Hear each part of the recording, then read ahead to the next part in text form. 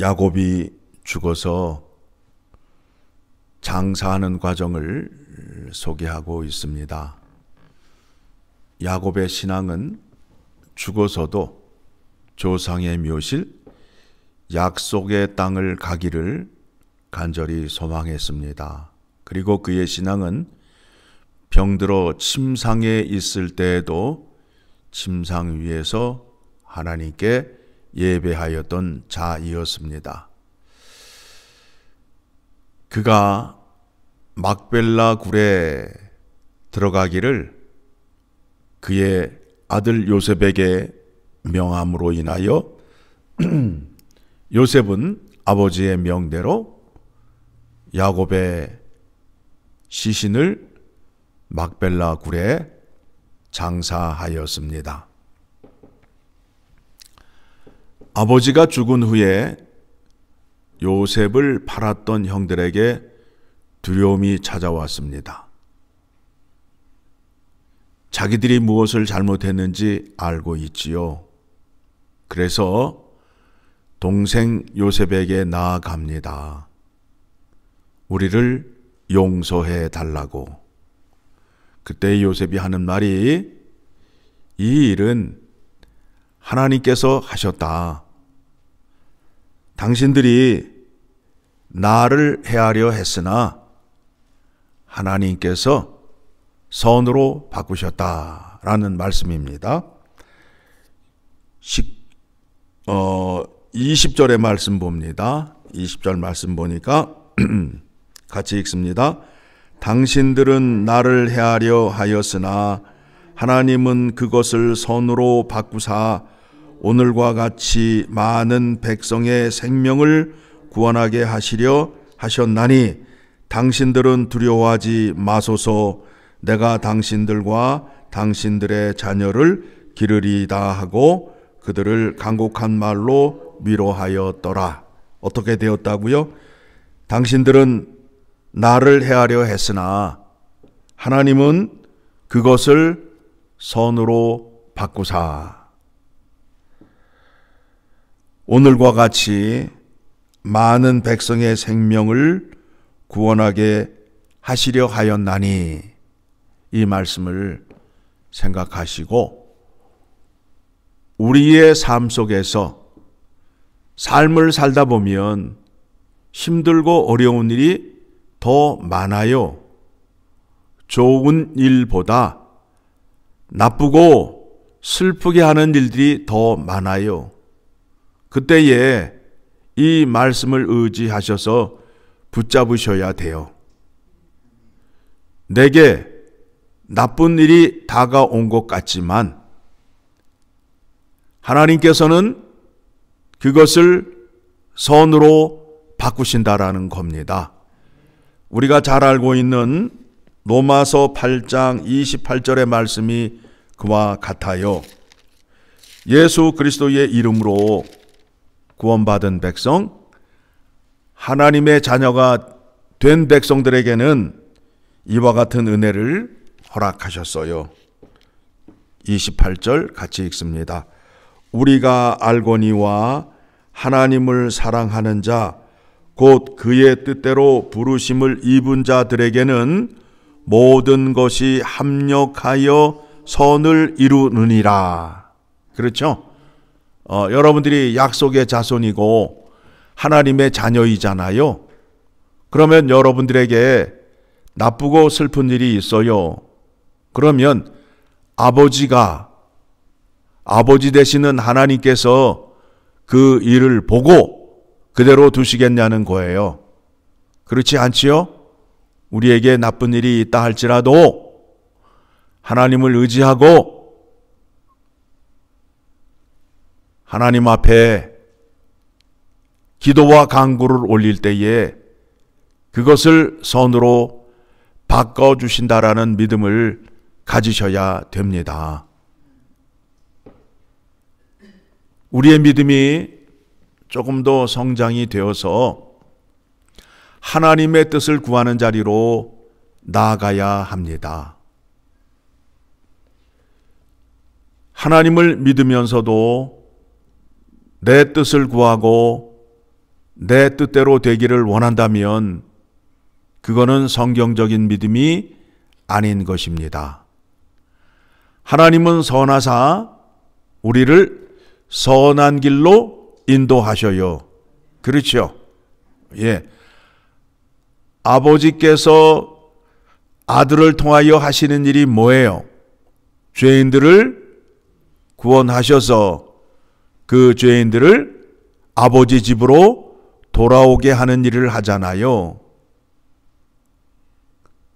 아버지와 함께 살 때에 그 기쁨과 안전함, 평안함을 믿음 생활을 하시면서 누리셔야 된다라는 겁니다. 아버지의 믿음을 따라서 요셉도 죽으면 약속의 땅, 가나안 땅에 올라가기를 간절히 원하였습니다. 그래서 그의 형제들과 자손들에게 간곡히 부탁을 하지요. 그래서 110세를 살고 죽게 되었습니다. 자, 그렇다면 과연 요셉의 해골이 애굽을 떠나 막벨라 굴에 안장이 되었을까요? 출애굽기 13장의 말씀을 봅니다. 출애굽기 13장 19절의 말씀을 보게 되면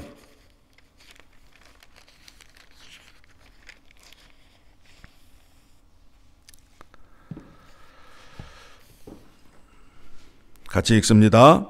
모세가 요셉의 유고를 가졌으니 이는 요셉이 이스라엘 자손으로 단단히 맹세하게 하여 이르기를 하나님이 반드시 너희를 찾아오시리니 너희는 내 유고를 여기서 가지고 나가라 하였음이더라.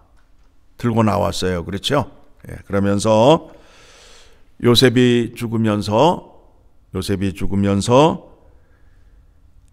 하나님께서 아브라함과 이삭과 야곱에게 맹세하신 땅에 너희가 이룰 것이다.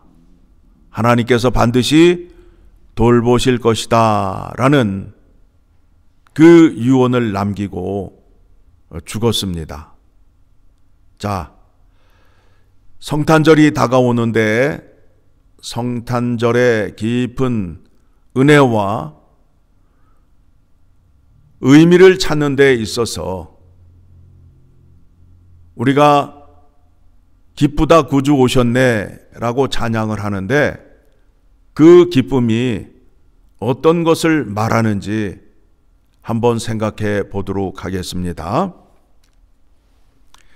여호와 하나님께서 아브라함과 이삭과 야곱에게 약속하신 그 약속이 예수님이 이 땅에 오심으로 인하여 이루어진다라는 거예요. 그렇죠? 내 자손을 통하여 일이 이루어지겠다. 그런데 그 자손이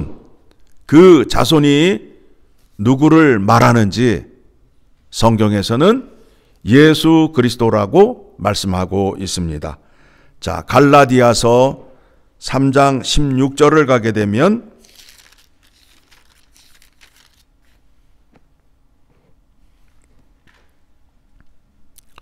같이 읽습니다. 이 약속들은 아브라함과 그 자손에게 말씀하신 것인데 여럿을 가리켜 그 자손들이라 하지 아니하시고 오직 한 사람을 가리켜 내 자손이라 하였으니 곧 그리스도라.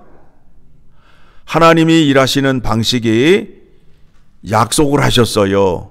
그 약속을 자손을 통하여 이루시겠다. 그런데 그 자손이 누구라고요? 예수 그리스도란 말입니다.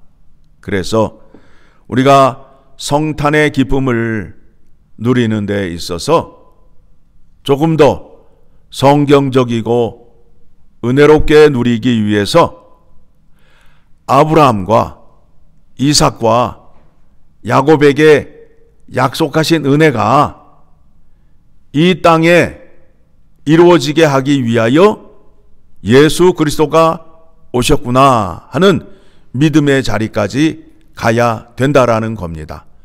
그렇게 됨으로 인하여 그 믿음의 선조들에게 무엇을 약속했죠?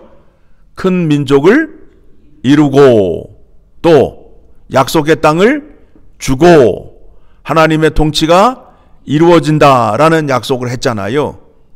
지금 예수 그리스도가 이 땅에 오심으로 인하여 하나님 나라가 이 땅에 도래가 되었잖아요. 그렇죠? 그래서 그 나라의 왕이 누구예요? 예수 그리스도가 되고, 그 다음에 그 나라의 백성이 누구예요? 우리가 되고, 예수 그리스도의 이름으로 택함을 받은 사람들이 되고, 그 다음에 하나님의 통치, 하나님의 말씀을 죽기까지 순종하는 자들이 모여 있는 곳이 바로 하나님 나라라는 겁니다. 이 말씀을 생각할 때에 예수 그리스도가 이 땅에 오셔서 이루시고자 하시고 이루신 일이 무엇인가를 생각하며 은혜를 누리는 여러분 되시기를 간절히 소망합니다. 이 말씀을 보게 되면 28절의 말씀을 보게 되면 갈라디아서 3장 28절의 말씀을 보게 되면 같이 읽습니다. 너희는 유대인이나 헬라인이나 종이나 자유인이나 남자나 여자나 다 그리스도 예수 안에서 하나이니라. 너희가 그리스도의 것이면 곧 아브라함의 자손이요 약속대로 유업을 이을 자니라. 우리가 누구의 자손이라고요? 예, 아브라함의 자손, 약속대로 유업을 이을 자라고 말씀하고 있습니다. 여러분 부러워하지 마시고 이미 우리가 다 누리고 있고 갖고 있는 것들이에요. 그거를 확인하고 기쁨을 누리는 성탄절이 되기를 간절히 소망합니다.